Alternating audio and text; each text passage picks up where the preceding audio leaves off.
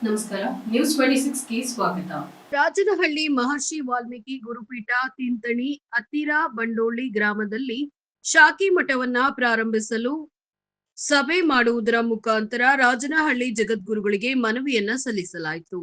ಈ ಭಾಗದ ಕಲ್ಯಾಣ ಕರ್ನಾಟಕ ಪ್ರದೇಶದಲ್ಲಿ ಜನಾಂಗದ ಶೈಕ್ಷಣಿಕ ಸಾಮಾಜಿಕ ಶ್ರೇಯೋಭಿವೃದ್ಧಿಗಾಗಿ ಮಾನ್ಯ ಎಲ್ಲಾ ಶಾಸಕರು, ಮಾಜಿ ಸಚಿವರು, ಹಾಲಿ ಸಚಿವರು ಈ ಭಾಗದಲ್ಲಿ ಹೆಚ್ಚಿನ ಸಂಖ್ಯೆ ಇರುವುದರಿಂದ ತಾವೆಲ್ಲರೂ ಪಕ್ಷಾತೀತವಾಗಿ ಶ್ರಮಿಸಲು ಸಮಾಜದ ಪರವಾಗಿ ಮಹರ್ಷಿ ವಾಲ್ಮೀಕಿ ಗುರುಪೀಠ ಶಾಖೆ ಪೀಠವನ್ನ ಅಭಿವೃದ್ಧಿ ಹೋರಾಟ ಸಮಿತಿಯು ವಿನಂತಿಸಿಕೊಳ್ಳಲಾಯಿತು.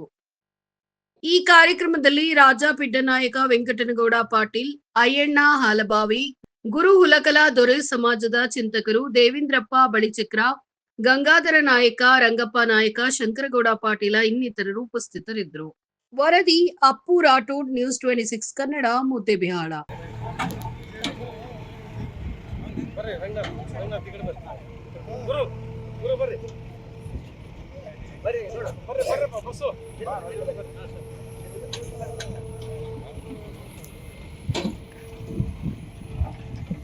ಎಲ್ಲ ಮೋಟರ್ಗಳು ಬರೋದ್ರಿಂದ